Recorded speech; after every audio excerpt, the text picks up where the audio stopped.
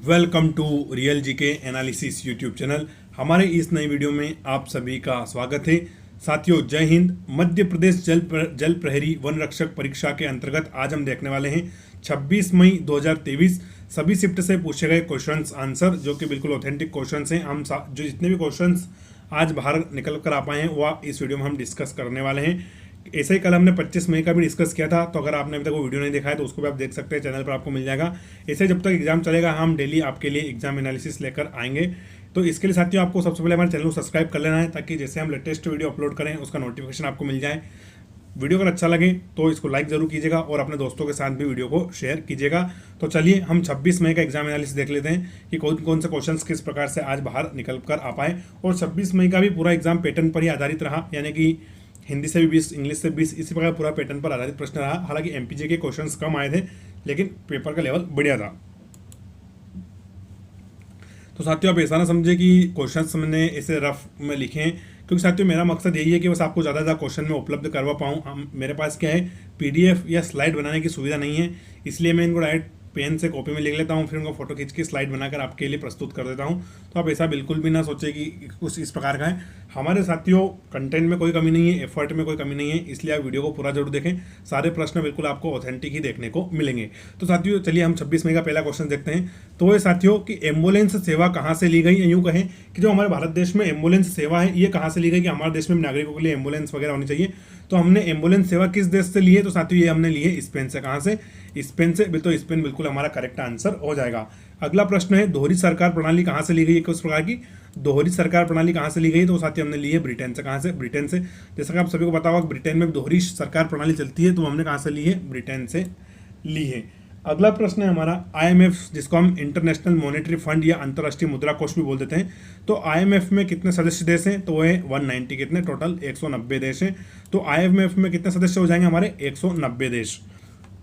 तो साथियों हमारा अगला क्वेश्चन है दल बदल संबंधी प्रावधान संविधान की किस अनुसूची में है, तो जो हमारा संविधान है उसकी किस अनुसूची के अंदर हमने दल बदल संबंधी कानून या प्रावधान को रखा है, तो करेक्ट आंसर हो जाएगा अनुसूची 10।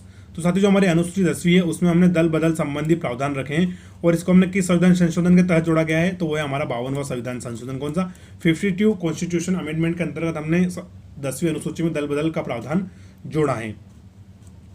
नेक्स्ट क्वेश्चन है हमारा दल बदल संबंधी प्रावधान, ये भी हमने देख लिया है 10वीं अनुसूची में। अगला है फेस्टिवल इनोवेशन 2023 का शुभारंभ किसने किया है, तो ये हमारे करंट अफेयर से जुड़ा हुआ क्वेश्चन है कि फेस्टिवल इनोवेशन 2023 का शुभारंभ किसने किया है, तो हमारे देश की महामहिम राष्ट्रपति द्रौपदी मुर्मू जी ने किया है। तो फेस्टिवल इनोवेशन 2023 का शुभारंभ किसने किया है? राष्ट्रपति द्रौपदी मुर्मू जी ने। अगला प्रश्न है कृत्रिम मिठास के लिए किसका उपयोग किया जाता है, तो साथियों अगर हमें कृत्रिम मिठास चाहिए तो हम किसका उपयोग करते हैं, तो करते हैं हम एलिटेम नामक शर्करा का। ये जो कि अम्लिक शर्करा है, तो इसका साथियों हम इस्तेमाल करते हैं किसका? एलिटेम का। और ये कितनी मीठी होती है, तो जो हमारी जो नॉर्मल शक्कर होती है उससे 2000 गुना ज़्यादा मीठी होती है। कितनी? 2000 गुना मीठी होती है। तो आप अनुमान लगा लीजिए कि एलिटेम कितनी खतरनाक मिठास वाली कृत्रिम शर्करा है।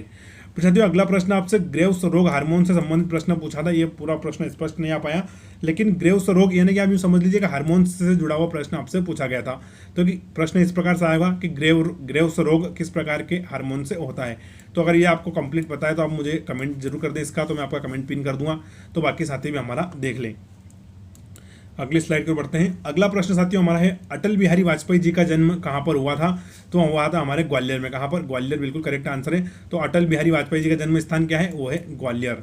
अगला प्रश्न है ओजोन परत किस मंडल में स्थित है, कौन सी परत? जो हमारी ओजोन परत है जो सीएफसी के कारण नष्ट हो जाती है, तो ओजोन परत किस मंडल में स्थित है, तो हमारे समताप मंडल में है। कहाँ पर? समताप मंडल बिल्कुल राइट आंसर है। अगला प्रश्न है एपेक का मुख्यालय कहाँ पर है, तो वो है हमारे सिंगापुर में। कहाँ पर? एपेक का मुख्यालय कहाँ पर है, तो वो है सिंगापुर में।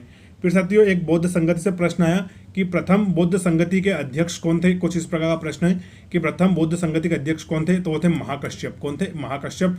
और जो प्रथम बौद्ध संगति है वो कहाँ पर हुई थी, तो हुई थी राजगृह में। कहाँ पर हुई थी? राजगृह में हुई थी, और इसके अध्यक्ष कौन थे? महाकश्यप थे। चलिए अगली स्लाइड पर बढ़ते हैं हम। अगला हमारा क्वेश्चन है भारत के प्रथम प्रधानमंत्री कौन थे, तो साथियों वो थे हमारे पंडित जवाहरलाल नेहरू जी, जिनको हम चाचा नेहरू भी बोल देते हैं। तो भारत के प्रथम प्रधानमंत्री कौन थे, तो वो हमारे पंडित जवाहरलाल नेहरू जी थे। बिल्कुल राइट आंसर है। अगला प्रश्न है मध्य प्रदेश के प्रथम राज्यपाल कौन थे, तो वो थे भोगराजू पट्टाभी सीतारमैया। कौन थे? तो मध्य प्रदेश के प्रथम राज्यपाल कौन थे, तो भोगराजू या भोगराज पट्टाभी सीतारमैया जी हमारे मध्य प्रदेश के पहले गवर्नर थे। फिर अगला प्रश्न है बाघ की गुफाएं कहाँ पर स्थित है, कौन सी गुफाएं, तो बाघ की गुफाएं कहाँ पर स्थित हैं, तो हमारे धार जिले में, कहाँ पर, धार जिले में। और नदी पूछ ले तो माही नदी, कौन सी, कि बाघ की गुफाएं किस नदी किनारे, तो हमारी माही नदी के किनारे पर हैं, और माही नदी करके ठग 2 बार काटती है। तो बाघ की गुफाएं कहाँ पर स्थित है, तो वो धार जिले में स्थित है। फिर साथियों अगला इंपॉर्टेंट क्वेश्चन है वन इंडियन गर्ल किसकी पुस्तक है, तो आप देख सकते हैं जिस प्रकार 25 मई में उत्तर रामचरितमानस जो कि भवभूति जी ने लिखी थी उससे जुड़ा हुआ एक प्रश्न आया था, तो सेम क्वेश्चन यहाँ पर भी आ गया है कि वन इंडियन गर्ल पुस्तक किसकी है, तो वो है हमारे चेतन भगत जी की, यानी कि पुस्तक और उनके लेखक। इंपॉर्टेंट चैप्टर इसके ऊपर भी वीडियो बनाएंगे वो जल्द, ताकि आपको जैसे हमने पटवारी में किया था ऐसे करना पड़ेगा, ताकि आपको परीक्षा में आसानी हो और आप अच्छे नंबर ले पाए पैटर्न के आधार पर। फिर साथियों अगला प्रश्न है हमारा T20 player of the year, यानी कि 2022 की हम बात कर रहे हैं। T20 player of the year 2022 किसे चुना गया था, तो सूर्य कुमार यादव को चुना गया था। किसको, सूर्य कुमार यादव को। फिर अगला प्रश्न है हमारा 54वां ज्ञानपीठ पुरस्कार से किसे सम्मानित किया गया है। जैसे 25 मई को इन्होंने पूछा था कि मालदीव का सर्वोच्च नागरिक सम्मान निशाने जो इज्जत हुआ वो किसको मिला था, तो हमारे नरेंद्र मोदी जी को मिला था। इस प्रकार से क्वेश्चंस पुरस्कार और सम्मान से प्रश्न में आ रहे हैं। तो 54वां ज्ञानपीठ पुरस्कार किसको मिला है, वो मिला है अमिताभ घोष को। किसको, अमिताभ घोष को 54वां ज्ञानपीठ पुरस्कार। अगला हमारा भारत में रेलवे के जनक कौन है, क्या है प्रश्न कि हमारे भारत में रेलवे के जनक कौन है, तो वो है लॉर्ड डलहौजी। क्या है, लॉर्ड डलहौजी भारत में रेलवे के जनक है। और सबसे पहले ट्रेन कहाँ चली थी, ठाणे से मुंबई के बीच में चली थी। तो फादर ऑफ इंडियन रेलवे किसको बोला जाता है, तो डलहौजी को बोला जाता है। फिर अगला प्रश्न है स्पाइडर मैन, आयरन मैन जैसे काल्पनिक पात्रों को किसने बनाया है। साथियों आपने मूवी वगैरह देखी होगी, spider man, iron man, Hulk वगैरह ऐसा कुछ रहते हैं वो। तो जो काल्पनिक पात्र हैं उनको किसने बनाया है, तो उनको बनाया है स्टैनली नामक व्यक्ति ने। किसने, स्टैनली नामक व्यक्ति ने। Spider man, iron man, Hulk man, Batman इनको बनाया है स्टैनली, बिल्कुल करेक्ट आंसर हो जाएगा। फिर अगला प्रश्न है स्टेनलेस स्टील किससे बना होता है। क्या है कि जो हमारा स्टेनलेस स्टील होता है ये किससे बना होता है, तो साथियों ये मिश्र धातु है, लोहा, निकिल और क्रोमियम। तो इनका निश्चित अनुपात में इनको मिला जाता है, किसको, लोहा, निकिल और क्रोमियम को, तब जाके एसएस हमारा स्टेनलेस स्टील बनता है। तो प्रश्न रिपीट कर दूं कि स्टेनलेस स्टील किससे बना हुआ है, तो लोहा, निकिल और क्रोमियम से मिलकर हमारा स्टेनलेस स्टील बना हुआ है। नेक्स्ट क्वेश्चन है आंध्र प्रदेश का पोशाक क्या है। क्या है प्रश्न कि आंध्र प्रदेश का पोशाक क्या है। तो साथियों 25 मई को भी आंध्र प्रदेश से जुड़ा हुआ प्रश्न आया था और 26 मई को भी आ गया कि आंध्र प्रदेश का पोशाक क्या है, तो वह धोती कुर्ता। क्या है, धोती कुर्ता, बिल्कुल हमारा करेक्ट आंसर हो जाएगा। फिर अगला प्रश्न है पृथ्वी का कितना प्रतिशत भाग जल से घिरा हुआ है। क्या है कि पृथ्वी का कितना प्रतिशत भाग जल से घिरा हुआ है, तो वो हमारा 71%। कितना है, 71%। जैसे कल प्रश्न आया था कि वायुमंडल में सर्वाधिक मात्रा में कौन सी गैस है, तो हमारी नाइट्रोजन है जो कि लगभग 78% है। ऐसा ही आज प्रश्न आया है कि पृथ्वी का कितना प्रतिशत भाग जल से घिरा हुआ है, तो वह हमारा 71% भाग। बाकी 29% भाग हमारा महाद्वीप है और 71% भाग हमारा महासागर है। फिर अगला प्रश्न है आंध्र प्रदेश संबंधित नृत्य कुचिपुड़ी पूछा गया था। तो साथियों शायद ये 25 में और 26 में दोनों में रिपीट हुआ है ये क्वेश्चंस। तो आंध्र प्रदेश संबंधित नृत्य कौन सा है, वो है कुचिपुड़ी, जिसका कुचिलपुर गांव के ऊपर ही नाम पड़ा है। फिर अगला क्वेश्चन है साथियों समर्थ योजना किसने प्रारंभ की। कुछ इस प्रकार प्रश्न था शायद ये कि समर्थ योजना किसने प्रारंभ करी, तो वो करी है श्री नरेंद्र मोदी जी ने। किसने, श्री नरेंद्र मोदी जी ने समर्थ योजना का शुभारंभ किया है। फिर अगला प्रश्न है हमारा प्रस्तावना का उल्लेख किस संविधान में किया गया है। साथियों प्रश्न इस प्रकार से होगा कि सर्वप्रथम प्रस्तावना का उल्लेख किस देश के संविधान में किया गया हो, कुछ ऐसा प्रश्न होगा ये। फिर से रिपीट कर दूं कि सर्वप्रथम प्रस्तावना का उल्लेख किस देश के संविधान में किया गया है, तो वो किया गया है अमेरिका में। किसमें, अमेरिका देश के संविधान में किया गया है। या ऐसा भी हो सकता है ये प्रश्न कि प्रस्तावना का उल्लेख हमारे संविधान में किस देश से लिया गया है, तो वो भी अमेरिका से लिया गया है। तो अमेरिका बिल्कुल इसका करेक्ट आंसर हो जाएगा। फिर अगला प्रश्न है अनुच्छेद 338 से संबंधित प्रश्न आया था। तो साथियों जो हमारा आर्टिकल 338 है उससे संबंधित कुछ प्रश्न आया था, अगर आपको अच्छे से बताओ तो कमेंट में जरूर बताएं। अगला प्रश्न है मरुस्थल विकास कार्यक्रम कब शुरू किया गया था। क्या है कि हमारा जो मरुस्थल है डेजर्ट, इसका विकास कार्यक्रम कब शुरू किया गया था, तो 1977-1978 में मरुस्थल विकास कार्यक्रम का शुभारंभ किया गया है। अगला प्रश्न है टेड्रोस अधोरनोम किसके अध्यक्ष हैं। तो साथियों ये भी करंट अफेयर से जुड़ा हुआ प्रश्न है, क्योंकि जो हमारे डॉक्टर टेड्रोस अधोरनोम है ये हाल ही में WHO वर्ल्ड हेल्थ ऑर्गेनाइजेशन के अध्यक्ष बने हैं और इनका दूसरा कार्यकाल है। क्या है, दूसरा कार्यकाल है।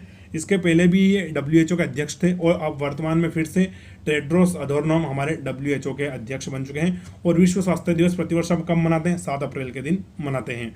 चलिए कुछ और क्वेश्चन देखते हैं हम, महत्वपूर्ण क्वेश्चन जो कि आपकी परीक्षा में पूछे गए। क्वेश्चन है WTO की वर्तमान अध्यक्ष कौन है। तो साथियों ये प्रश्न रिपीट हो गया है, ये आपसे 25 मई को पूछा है और 26 मई को भी एज इट इज इन्होंने इसको डबल पूछ लिया है कि WTO की वर्तमान अध्यक्ष कौन है, तो वह है नकोंजी ओकोंजी इलावा। एक क्या है, ओकोंजी ओकोंजी इवेला कौन है? नाकोजी ओकोंजी इवेला इनका पूरा नाम है। तो WTO के वर्तमान अध्यक्ष हैं हमारी ओकोंजो इवेला जी। फिर अगला प्रश्न है ग्वालियर बाग किससे संबंधित है? क्या है प्रश्न हमारा कि ग्वालियर बाग किससे संबंधित है? तो साथियों ये हमारे माधवराव सिंधिया जी से संबंधित है, जो कि एक सिंधिया वंश के राजा थे। तो ग्वालियर और हमारे देश के सांसद भी रह चुके हैं। तो ग्वालियर बाग किससे संबंधित है? तो हमारे माधवराव सिंधिया जी से संबंधित है। और वर्तमान में इनके जो पुत्र है ज्योतिरादित्य सिंधिया जी, वो भारत सरकार में मंत्री है, नागरिक उड्डयन मंत्री। तो ग्वालियर बाग का संबंध किससे हो जाएगा? हमारे माधवराव सिंधिया जी से। फिर अगला प्रश्न है 8 सितंबर 2022 में पर्यावरण मंत्रियों की बैठक कहाँ पर आयोजित की गई? इस प्रकार प्रश्न है कि 8 सितंबर 2022 को जो हमारे पर्यावरण मंत्री हैं उनकी बैठक कहाँ पर आयोजित की गई? तो गुजरात में आयोजित की गई है। कहाँ पर? गुजरात, बिल्कुल करेक्ट आंसर है।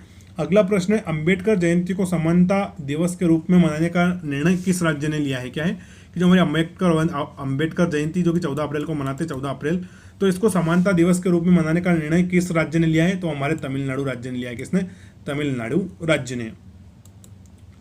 अगला प्रश्न साथियों हमारा इंजन के ईंधन विस्फोट मापने की दर क्या है? क्या है प्रश्न कि जो हमारे इंजन में ईंधन विस्फोट होता है उसको मापने की दर या उसको मापने की इकाई क्या है? तो वो है ऑक्टेन। क्या है? ऑक्टेन। तो इंजन के ईंधन विस्फोट मापने की दर या मापने की इकाई क्या है? वो हो जाएगी हमारी ऑक्टेन। बिल्कुल राइट आंसर है। तो साथियों ये हमारा 26 मई का बिल्कुल लेटेस्ट पटवारी और वन रक्षक और जेल प्रहरी का एग्जाम एनालिसिस था। आशा करता हूँ कि आपको सारे प्रश्न ऑथेंटिक लगे होंगे और सारे ही प्रश्न जितने बाहर निकल कर आ पाए हमने इस वीडियो में अच्छे से डिस्कस किए हैं। चैनल पर अगर आप नए हो तो प्लीज़ चैनल को सब्सक्राइब जरूर कर लें। वीडियो अगर अच्छा लगा तो अपने दोस्तों के साथ शेयर करें और अपने स्टेटस व्हाट्सअप जितने भी आपके पास हैं आपने वहाँ पर आप इसको शेयर कर सकते हैं। अगर आपका कोई रिश्तेदार इस परीक्षा की तैयारी कर रहा है तो उसको भी आप कर सकते हैं। वीडियो पूरा देखने के लिए आप सभी का थैंक यू। जय हिंद।